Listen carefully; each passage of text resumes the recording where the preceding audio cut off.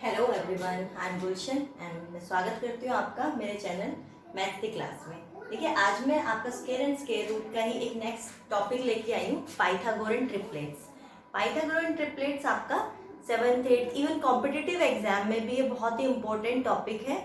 आपका यहाँ से 1 नंबर का या किसी भी आप क्वेश्चन को सॉल्व करने में आपकी हेल्प कर देता है, तो इसीलिए बहुत ही इंपॉर्टेंट कंसेप्ट है, बेसिक भी है। प्लीज़ ध्यान लगा के मेरे साथ लास्ट तक जुड़े रहिए। आपको ये टॉपिक मैं अभी वीडियो में ही क्लियर करा दूंगी, आपको बाद में करने की भी जरूरत नहीं रहेगी।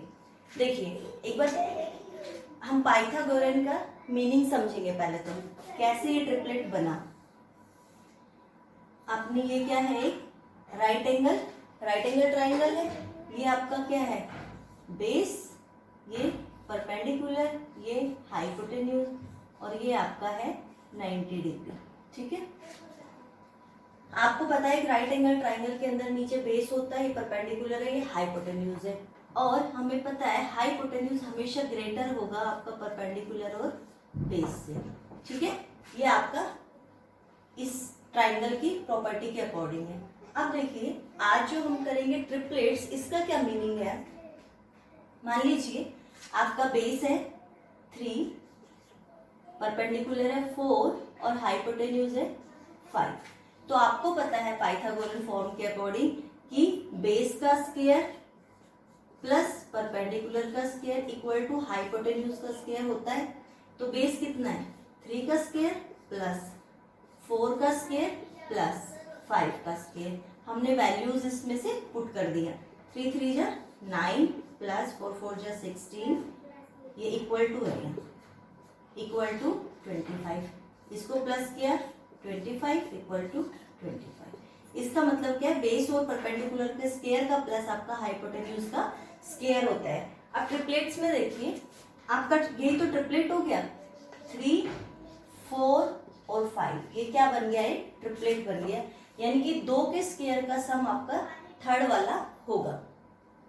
अब देखिए, आपका जो फॉर्मूला है इसमें पुट करके देखिए। वैसे तो अगर मैं डायरेक्ट फॉर्मूला से कराती तो आपको समझने में थोड़ी दिक्कत होती, तो इसीलिए पहले मैं एग्जाम्पल लेती हूँ, उसके बाद मैं फॉर्मूले में पुट करके आपको दिखाऊंगी। अब देखिए, फर्स्ट वैल्यू क्या है, 2m। ठीक है, सेकंड क्या है, 2m स्क्वायर माइनस 1, और थर्ड क्या है, m स्क्वायर प्लस 1।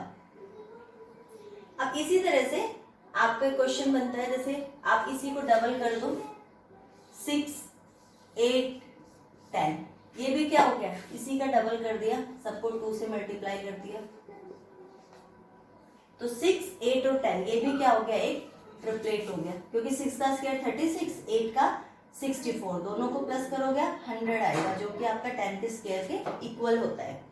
ठीक है, अब देखिए, कई बार क्वेश्चन ऐसे भी आता है कि आपको दिया हो फर्स्ट एक कोई भी वैल्यू दी है किसी भी एलिमेंट की, कि फर्स्ट एलिमेंट ये है और ट्रिपलेट के तीनों आपको निकालने हैं। मान लीजिए 16 दिया हुआ है। ठीक है, फर्स्ट कोई भी एक वैल्यू दी हुई है और आपको बाकी 2 निकालनी है। तो 16 दिया हुआ है, 16 किसकी वैल्यू है 16 किसकी वैल्यू है, 2m की। तो हम यहाँ कर देंगे 2m इक्वल टू 16, m की वैल्यू कितनी हो गई, 8। ठीक है, m की वैल्यू कितनी हो गई, 8। अब हमारा m 8 आ गया। ठीक है, m 8, तो एक तो वैल्यू हो गई आपकी 16, एक क्या हो गई, इसमें पुट कर दीजिए m स्क्वायर माइनस 1, यानी कि 64 माइनस 1 क्या हो गया, 63। एक हो गया m स्क्वायर प्लस 1, एक हो गया m स्क्वायर मतलब 64 प्लस 1 65। आपका इन दोनों का स्क्वायर किसके इक्वल आएगा, इसके इक्वल आएगा। यही थी पाइथागोरन ट्रिपलेट। छोटा सा टॉपिक है लेकिन बहुत ही इंपॉर्टेंट है आपके एग्जाम पॉइंट ऑफ व्यू से भी और in future competitive exam point of view से भी। तो इसमें कुछ भी नहीं है, आपको सिर्फ ट्रिपलेट्स के लिए वैल्यूज का पता होना चाहिए और आप इजीली उसको निकाल लोगे। ठीक है, आपका हमेशा कंसेप्ट यही लगेगा कि बेस और परपेंडिकुलर का जो स्क्वायर है वो हाइपोटेन्यूज के स्क्वायर के इक्वल आएगा। देखिए, और कोई भी एग्जाम्पल ले लेते हैं। मान लो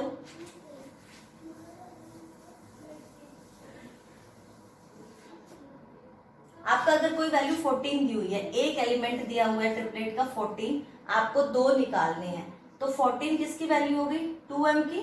सिंपल आप 2m की वैल्यू क्या पुट करेंगे, 14, m की वैल्यू क्या आ गई, 7 आ गई। अब हम सेम फर्स्ट एलिमेंट क्या आएगा हमारा, m स्क्वायर माइनस 1, इसका मतलब 7 का स्क्वायर माइनस 1, 49 माइनस 1, एक आ गया आपका 48। थर्ड वाला कैसे आएगा, m स्क्वायर प्लस 1, इसका मतलब 7 स्क्वायर प्लस 1, 49 प्लस 1, एक आ गया आपका आ गया 50। इसका मतलब क्या हुआ, 7, 48 और 50 आपका क्या बन गया, एक ट्रिपलेट बन गया। ठीक है, ऐसे आप कोई भी ट्रिपलेट बना सकते हो। ऐसा नहीं है कि जो गिवन है कि 3, 4, 5 या 6, 8, 10 कि इसी तरह के आपके ट्रिपलेट होंगे, नहीं। तो मान लीजिए अगर एक हमारे पास वैल्यू 5 है, अगर एक ट्रिपलेट 5 है तो दूसरा ट्रिपलेट कैसे निकालेंगे, इस तरह से आप अपने अकॉर्डिंग इन ट्रिपलेट्स को बना सकते हो। एक छोटी सी मैं ट्रिक भी बता देती हूँ आपको, शॉर्टकट ट्रिक। आप वैसे तो एग्जाम में आएगा तो इन फॉर्मूलाज की हेल्प से ही आप करोगे, लेकिन शॉर्टकट ट्रिक भी बता देती हूँ इन ट्रिपलेट्स को निकालने की, कि आपको बिना कॉपी पेन के निकालने में कैसे ये हेल्प करेंगे, आप माइंड में कैसे इसकी कैलकुलेशन कर सकते हो। अगर किसी भी ओड नंबर का ट्रिपलेट आपको निकालना है, ठीक है, तो आप कैसे करोगे, आप जैसे 3 का ट्रिपलेट निकालना है आपको, ठीक है, 3 का आप स्क्वायर करोगे सबसे पहले और डिवाइड कर दोगे उसको 2 से। 3 का स्क्वायर कितना आ गया, 9, डिवाइड कर दिया 2 से, कितना आ गया 4.5। आपको पॉइंट के बाद की वैल्यू नहीं देखनी, वो इलिमिनेट कर देनी है आपको, ठीक है। तो आपका क्या आ गया, एक 4 आ गया और एक इससे एक्स जो आगे वाली डिजिट है वो हम लिख देंगे, इससे नेक्स्ट डिजिट, तो हमारा ट्रिपलेट बन गया 3, 4, 5। ठीक है, ऐसे आप शॉर्टकट ट्रिक से बना भी सकते हो माइंड में। वैसे एग्जाम में तो आपका इसी तरह फॉर्मूला से ही निकालोगे आप, अगर कोई भी अपने स्कूल का एग्जाम दे रहे हो तो, लेकिन माइंड में आपको ये कैलकुलेशन से ये पता चल जाएगा कि आपका ट्रिपलेट करेक्ट है या नहीं है। मान लीजिए आपने 12 का निकालना है, 12 का ट्रिपलेट बताओ, कोई आपसे पूछ ले 12 किसके साथ ट्रिपलेट बनाएगा, तो 12 का सबसे पहले स्क्वायर करेंगे और उसको डिवाइड कर देंगे 2 से। 12 का स्क्वायर कितना होता है, 144, आप 2 से डिवाइड कर दीजिए, 7 और 2, इसका मतलब एक 72 हो जाएगा और एक आपका 73, 12, 72, 73।